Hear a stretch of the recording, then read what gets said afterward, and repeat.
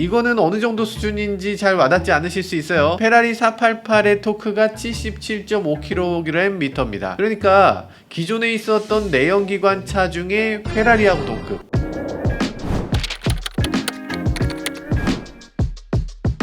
네, 안녕하세요. 모카 김환영입니다. 한국 자동차 역사에서 가장 빠른 차가 등장했습니다. 기아 EV6 GT. 물론 뭐 C14 콘셉트 그리고 RN22E 이건 어마어마하죠. 그리고 빼고 양산차에서 가장 빠른 차, 사실 국산차 역사 50년 됐잖아요. 정말 언덕을 간신히 올라갈까 말까 할 정도로 그런 어려운 차 만들던 게 엊그제인데 이제는 포르쉐, 람보르기니, 페라리 뭐 다 잡을 수 있는 어마어마한 자동차를 만들어낸 거죠. 정말 감동입니다. 곧 시승하는데 정말 기대되고요. 국산 자동차 시승하면서 이렇게까지 기대되는 차는 처음이지 않나. 현존하는 최고의 국산차 EV6 GT의 가격표가 공개됐다고 하니까요, 함께 살펴보시죠. 네, 일단 가장 눈에 띄는 거 가격이 나왔습니다. 가격은 딱 7,200만원입니다. 여기 트림도 없고 그냥 딱 정해져 있어요. 7,200만원이면 뭐예요? 일단 보조금 수치를 넘죠. 그런데 그 보조금 상한선은 안 넘어서 보조금 50%는 받을 수 있습니다. 국가 보조금은 310만원 받는다고 하고요. 여기 지자체 보조금을 받게 되면 7,200만원짜리 차지만 한 6,800 뭐 이 정도면 살 수 있을 것 같아요. 진짜 비싸다. 사실 비싸죠. 제가 이 차하고 비슷한 성능인 자동차 테슬라 모델 3 퍼포먼스 컬러 옵션까지 더해서 7,600만원 샀거든요. 만약에 컬러 옵션 안 하면 7,300 몇십만 원이었어요. 잠깐만, 7,300? 얘는 7,200? 비슷하네? 가격 비슷하잖아 라고 했는데 테슬라 홈페이지에 딱 들어가고 보니까 테슬라 모델 3 퍼포먼스 가격이 지금 9,417만원.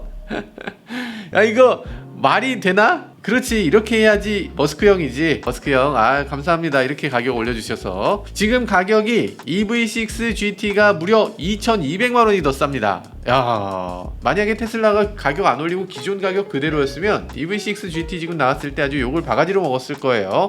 근데 이 정도로 나오니까 해잔데?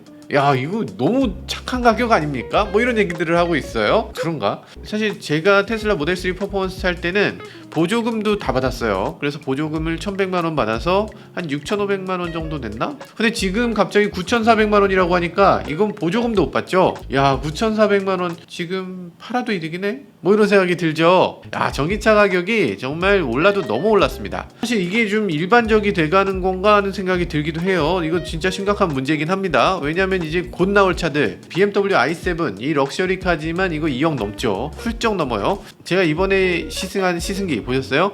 벤츠 EQS SUV 이것도 가격이 2억 넘습니다. 이 EV6 GT 그나마 안정적인 가격에 내놔줘서 참 다행입니다. 싸네. 어휴. 네, 일단 가장 큰 차이 뭘까요? 당연히 파워트레인이죠. 얼마나 강력한 모터, 강력한 배터리가 들어갔을까 살펴보죠. 일단 모터는 앞뒤에 하나씩 장착돼서 총 2개 사륜구동을 진정한 사륜구동을 만들어내는 거죠. 차축 뒤에는 최고 출력 270kW짜리 모터가 들어갑니다. 이것만 해도 어마어마하죠. 근데 앞쪽에 하나 더 들어가요. 앞쪽엔 160kW짜리 모터가 들어가요. 합산하면 430kW. 그래서 마력으로 치면 585마력을 냅니다. 야, 585마력. 최대 토크는 75.5kgm. 이거는 어느 정도 수준인지 잘 와닿지 않으실 수 있어요. 페라리 488의 토크가 77.5kgm입니다. 그러니까 기존에 있었던 내연기관 차 중에 페라리하고 동급 이라고 보시면 돼요. 저희가 타는 EV6 GT 라인이 있잖아요. 이 차 몰아보면 다들 와, 차가 너무 잘 나가는 거 아니냐, 엄청나다 이런 얘기를 하는데 이게 320마력입니다. 320마력이라고 하면 굉장히 빠른 거거든요. 그 EV6 GT 라인에다가 265마력을 더했다고 하니까 엄청난 거죠. 저희가 테슬라 모델 3 퍼포먼스 태워주면 사람들이 막 우와 막 엄청나다고 합니다. 그런데 그게 480마력 정도 돼요. 이제 테슬라 모델 3 퍼포먼스에 비해서도 100마력 더 높은 자동차입니다. 강력한 거죠. 그래서 시속 100km까지 가속 시간이 3.5초. 야, 우리나라 자동차가 3.5초를 도달하나요? 야, 대단합니다. 테슬라 모델 3 퍼포먼스 3.3초? 뭐지?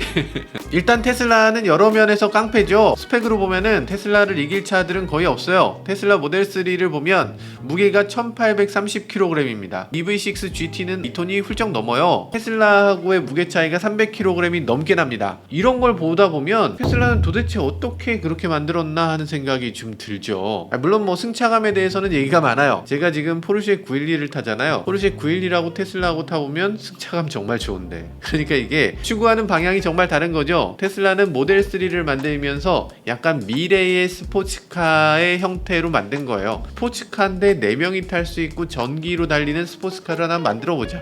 왜냐면 이 테슬라의 첫 번째 차를 보면 알 수 있어요. 테슬라의 첫 번째 차는 로터스예요. 승차감이 더 나쁜 차입니다. 로터스에서 생산하는 자동차에 전기 모터를 실은 게 테슬라의 첫 번째 차였기 때문에 테슬라가 추구하는 방향은 확실히 스포츠카라고 볼 수 있어요. 포르쉐 중에서도 파나메라 같은 게 아니라 타이칸, 아니면 포르쉐 911, 박스터, 이런 차들이 테슬라가 추구하는 승차감의 방향이라는 거죠.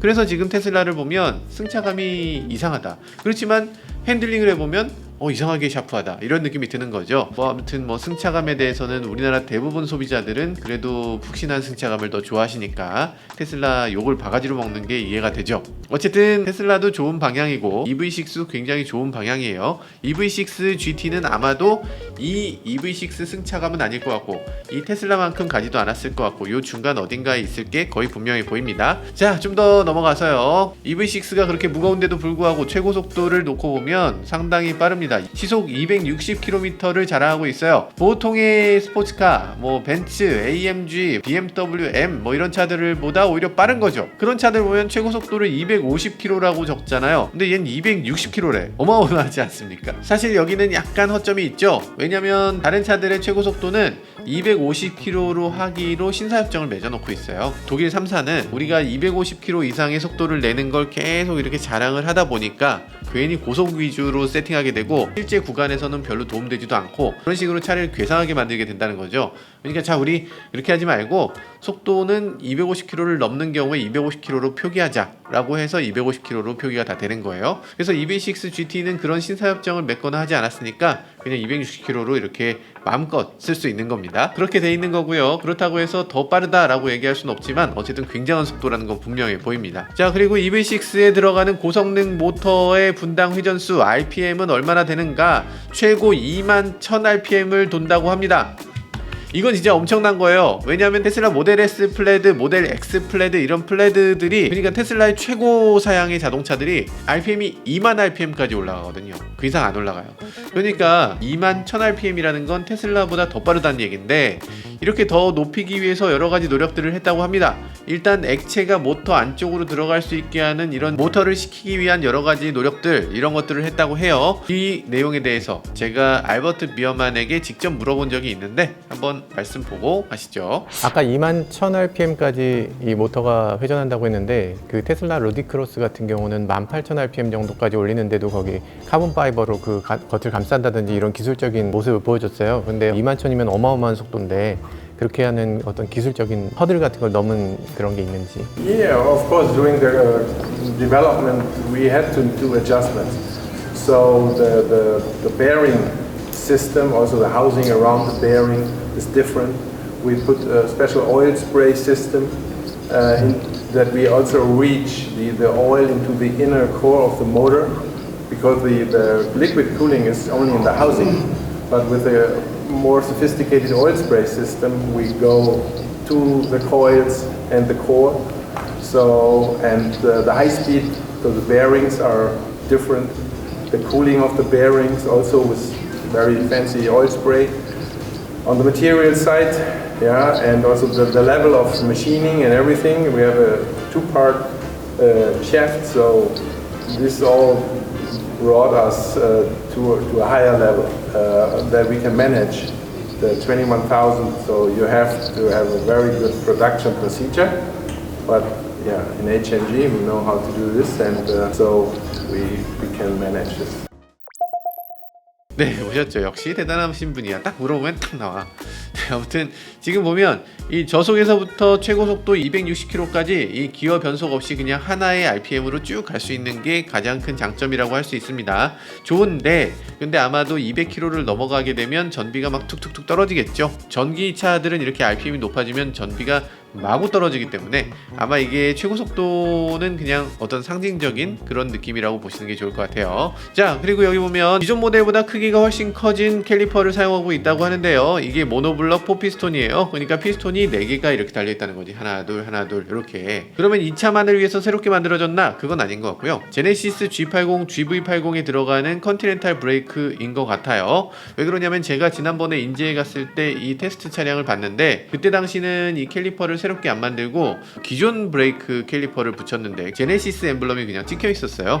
그래서 그거 보니까 제네시스 거에 약간 디자인을 바꿔서 그냥 붙이겠구나 이런 생각이 들었습니다. 자, 디스크를 보시면요 듀얼 캐스트 공법을 사용하고 있어요. 고성능 차들은 다 그렇죠. 그래서 이제 안쪽에 볼트가 이렇게 끼워지는 이 부분 알루미늄으로 하고요. 패드가 닿는 부분 이렇게 테두리는 주철로 하는 거예요. 그래서 알루미늄을 이렇게 잡을 수는 없잖아. 그래서 무게를 조금 더 가볍게 이종 재질로 만드는 그런 고성능 디스크를 사용하고 있고요.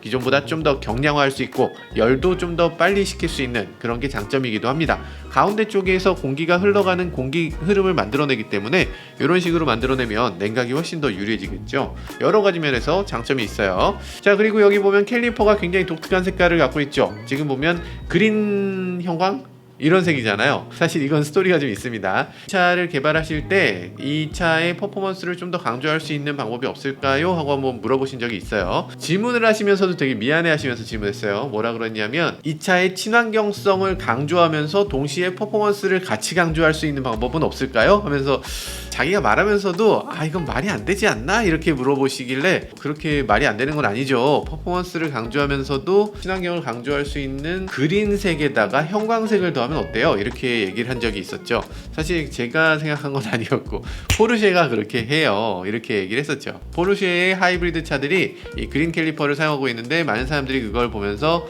야, 이건 퍼포먼스가 대단한 차구나 이렇게 생각하고 있다고 그렇게 말씀드렸는데 그걸 또 감사하게 이렇게 받아주신 것 같아요. 그래서 이런 캘리퍼가 나오게 된 거고요. 근데 그때 당시 제가 말씀드리지 않은 거는 분진이 많이 끼면 참 세차하기 참 어려운데 이거 어떻게 잘 하셨는지 모르겠네요. 어쨌든 거기 몇 가지가 더 있습니다. 운전자가 고속에서 차량을 쉽게 제어할 수 있도록, 그러니까 차가 이렇게 컨트롤이 잘 되도록 이 뒤틀림 강성이나 이런 것들을 줄일 수 있도록 전륜의 스트럿 링을 사용했다고 하는데 스트럿 링, 스트럿 바 정도는 해줘야 되지 않나? 아반떼 N에 들어가는 거 아닌가? 후륜에도 러기지 플로어 보강바가 있다고 합니다. 러기지 플로어 보강바. 이 아반떼 같은 경우는 러기지 중간에 이렇게 보강바가 있어서 아반떼 N이나 이런 차들은 짐을 실을 때 큰 짐을 못 실게 되는 경우가 있는데, 근데 이 차는 지금 보면 뒤쪽이 해치잖아요.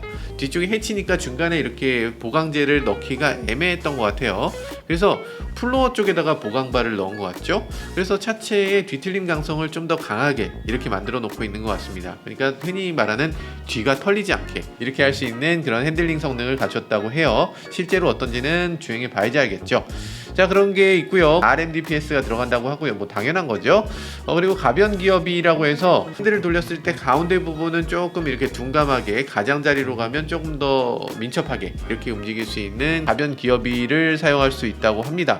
근데 여기 가변 기어비 기술을 이걸 전동 모터를 이용한 건지 아니면 요 그냥 기어 자체가 가변으로 돼 있는 건지 요거를 알기는 조금 어렵네요. 무슨 얘기냐면 어떤 경우는 요 가운데 넥앤 피니언의 요 기어 자체가 가운데에는 이렇게 촘촘하고 가장자리로 가면 이렇게 듬성듬성해서 가운데 센터필은 좋게 하고 가장자리는 훅훅 지나가게 이런 식으로 만들어 놓거든요. 근데 그렇게 하는 방법이 있는가 하면 요 기어 중간에 기구를 하나 더 넣어서 이 속도에 따라서 기어비를 다르게 하는 이런 방법도 있어요.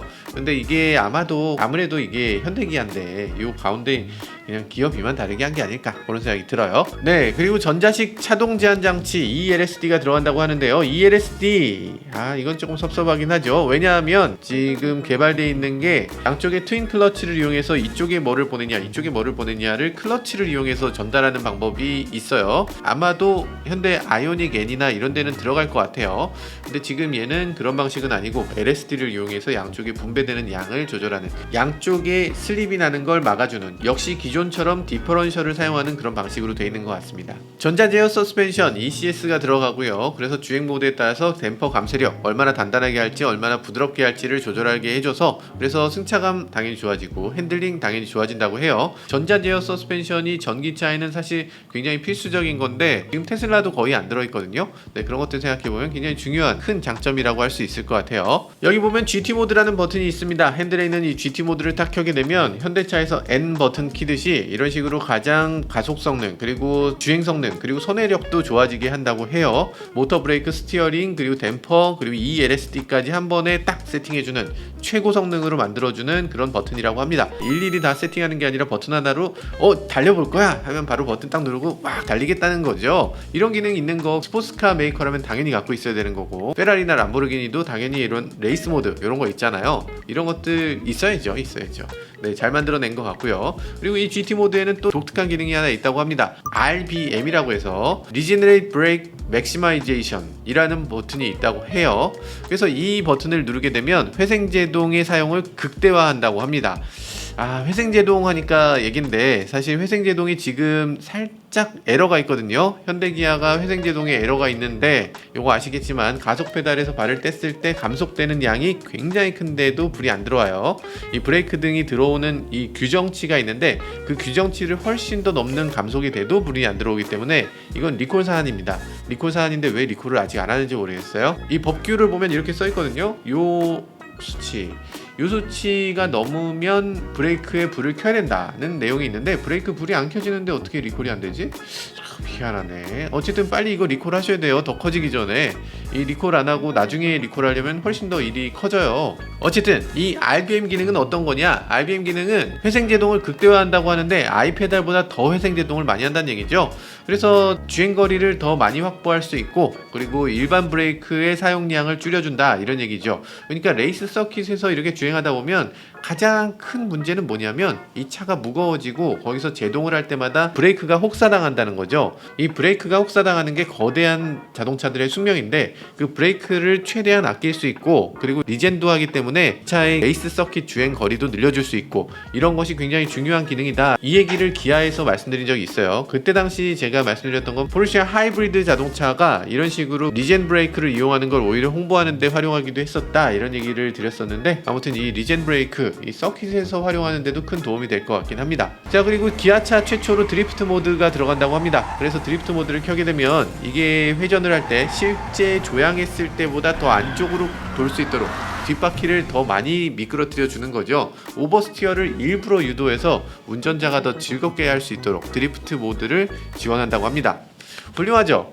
훌륭한 거 아닙니까? 드리프트 모드일 때는 후륜으로 보내서 전륜을 이렇게 미끄러뜨리다가 빠져나올 때, 이게 빠져나오려고 하는구나 하면 전륜에 힘을 줘서, 그래서 코너를 더 빠르게 빠져나올 수 있도록 한다는 그런 기능도 제공한다고 합니다. 이거 진짜 너무 해보고 싶네요. 그리고 또 하나의 기능이 있습니다. 충전 속도도 굉장히 빠른데요. 400V, 800V 시스템을 둘 다 지원을 하고요. 그러니까 일반적인 완속이나 아니면 초급속 충전이 가능해진다는 얘기죠. 초급속 충전을 할 경우에는 18분이면 10%에서 80%까지 충전이 끝난다고 합니다. 엄청나게 빠른 것 같고요. 사실 생각해보면 이거 서킷에서 타는 자동차잖아요. 아시겠지만 속도를 높이게 되면 배터리가 아주 광탈하거든요. 배터리가 쭉쭉쭉 떨어질 텐데, 이렇게 떨어졌을 때 충전 시간이 빠른 게 정말 중요하죠. 태안에 있는 DX 서킷, 이 현대차 DX 서킷에 가보면 EPT가 있어요. 서킷 한 세션 돌고 나서 쉬는 시간이 보통 15분 정도 있잖아요. 그때 충전하고 또 주구장창 달릴 수 있다는 거죠. 끝까지 막 밟고 달리다가 충전하고 끝까지 밟고 달리다가 이런 식으로 할 수 있다는 거죠. 자, 쓸데없는 얘기가 길었고요. 가격표를 보는 게 오늘의 가장 주 목적이죠. 가격표를 보면요, 여기 옵션들이 있는데요, 옵션들이 좀 놀랍습니다. 기존의 EV6에 있던 풀 옵션, 그러니까 모든 옵션을 다 더한 게 여기 기본 옵션이에요. 이 정도의 차를 탈 사람들이 뭐 돈 좀 아끼겠다고 몇 개 뺀다 이러지 않을 거라는 거죠. 모든 걸 다 넣어놨고요. 거기에 추가로 선택할 수 있는 옵션 몇 가지만 있습니다. 뭐냐면 와이드 선루프 65만원이고요 빌트인 캠 70만원, 그리고 문스케이프 매트 그레이 색상 30만원, 스노우 화이트 펄 8만원 이렇게 있습니다. 당연히 선루프는 개인 취향이죠. 왜냐하면 차 꼭대기에다가 이 선루프를 달게 되면 이 무게가 증가되잖아요.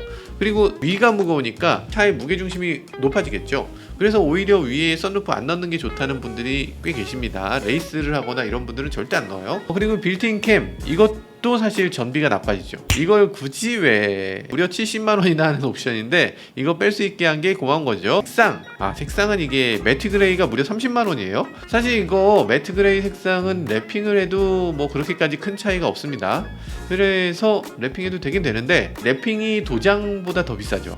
한 200만 원 하니까. 관리할 때도 도장이 훨씬 더 쉽기도 하고. 그래도 어떤 분들은 아우 야 그래도 색상에다 무려 30만 원을 받는다는 게 말이 되냐, 어떻게 그럴 수가 있냐 하시는 분들이 계실 것 같은데, 그분들은 테슬라 가격표를 보고 오시면 됩니다. 테슬라 가격표 보면 빨간색이 250만 원. 야 진짜 비싸네. 외관의 차이점을 한번 볼까요? 외관의 차이점은 저희 차, 이게 EV6 GT 라인이고요. 이게 EV6 GT인데요. 디자인에서 차이점이 뭐 조금 있네요. 조금 있어요. 앞에 크롬 가니쉬 보면 GT 라인은 이렇게 생기고 GT는 이렇게 생겼네. 요거 차이가 있나? 잘 모르겠어요. 후면도 조금 바뀌었는데 뭐 이거 그냥 똑같다 보시면 될 것 같아요. 휠 사이즈는 좀 바뀌었습니다. 저희는 20인치인데 이건 21인치, 1인치 높아졌네요. 휠 디자인도 좀 비슷한데 그런데 크게 다른 게 있어요. 저희 같은 경우는 흰색 검정색 흰색 검정색에서 전체적으로 공력 휠이에요. 그래서 구멍이 좀 많이 메꿔져 있는 느낌. 근데 이 GT 휠은 구멍 부분이 이렇게 눈속임 구멍이 아니라 실제로 뻥 뚫려 있는 거죠. 뻥뻥뻥 뚫려서 공력이 안 좋아질 것 같아.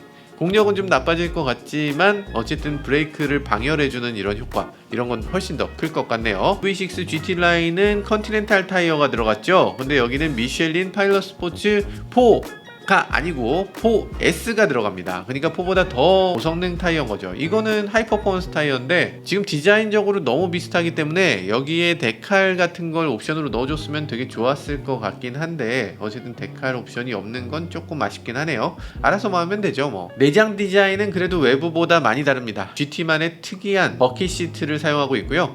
핸들도 지금 형광색 스티치가 들어가 있고 시트에도 형광색 스티치가 더해져서 고성능의 느낌을 흠뻑 자아내게 해주고 있습니다. 그리고 핸들에 보면 여기 형광색 GT 버튼, 이것도 멋있긴 하네. 일반 GT 라인은 이 크러쉬 패드 부분이 약간 좀 패턴이 묘한데 이거 좋아하시는 분들 좋아하시지만 이거 좀 유치하다 하시는 분들도 계세요. 근데 그거보다 훨씬 더 멋진 것 같고요. GT 엠블럼 박혀있는 것도 굉장히 멋지게 보이네요.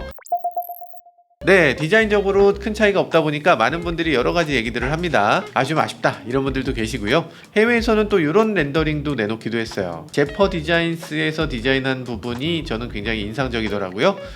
이건 진짜 멋진데요. 이 정도 해줘야 퍼포먼스카 느낌이 나죠. 이 제퍼 렌더링은 진짜 마음에 들긴 하네요. 이 윙이 너무 크긴 한데 이 윙 같은 거 빼고 이 에어로 파트 같은 건 사실 이런 식으로 튜닝해도 괜찮을 것 같긴 하네요. EV6 4도어 쿠페 렌더링도 올린 곳이 있어요. 여러 팬들이 EV6 렌더링을 막 올리곤 하는데 이거 아주 재밌습니다. 기아 브랜드를 가지고서 이렇게 렌더링을 해본다고? 그러니까 이게 마치 람보르기니나 페라리나 뭐 이런 렌더링을 그냥 팬심으로 이렇게 만들어 보는 경우가 꽤 있었잖아요.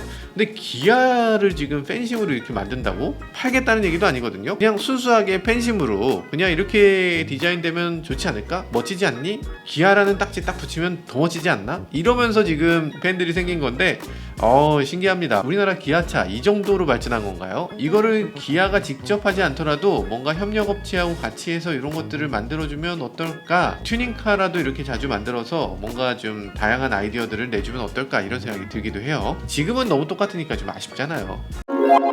네, EV6 GT 정말 기대가 되는 자동차고요. 이 차를 보면서 느끼는 점은 세상이 정말 180도 바뀌었다는 생각이 드는 거예요. 물론 테슬라는 굉장히 도달하기 힘든 정말 대단한 상대라는 생각이 들고요. 그렇지만 그 외의 다른 메이커들, 뭐 독일 3사라든지 다른 메이커들하고 비교했을 때 우리나라 자동차 이제는 뛰어넘을 수 있을 것 같은데? 사실 일본 자동차 회사하고 비교하면 아주 뿌듯함을 느끼잖아요. 자부심 이런 걸 충분히 느낄 수가 있고요. EV6 GT를 보니까 우리나라 자동차 회사가 세계 최고가 될 수 있겠다 이런 기대감 갖게 되고요. 그렇지만 아직 만족하긴 이릅니다. 지금 중국 회사들이 금방 쳐들어올 거예요. 당장 내년부터 우리 시장 굉장히 살벌해질 텐데 여기서 잘 해낼 수 있을지 굉장히 기대됩니다. 사실 저도 EV6 GT를 직접 시승한 건 아니어서 굉장히 궁금해요. 585마력이라니 와, 드리프트 전용 모드라니. 야, 이 저절로 드리프트를 한다니. 거기에 막 이런 ELSD에 막 서킷을 가는데 막 드리프트 빠져나오는 기능에 뭐 GT 모드, 너무 기대되고요. 저희가 곧 EV6 GT 시승하고 시승기를 올려보겠습니다. 이번 주 안에 올라갈 것 같으니까 구독, 알람 설정까지 해주시고 기대해 주시길 부탁드리겠습니다. 여기까지 저는 모카 김한용이었습니다. 감사합니다.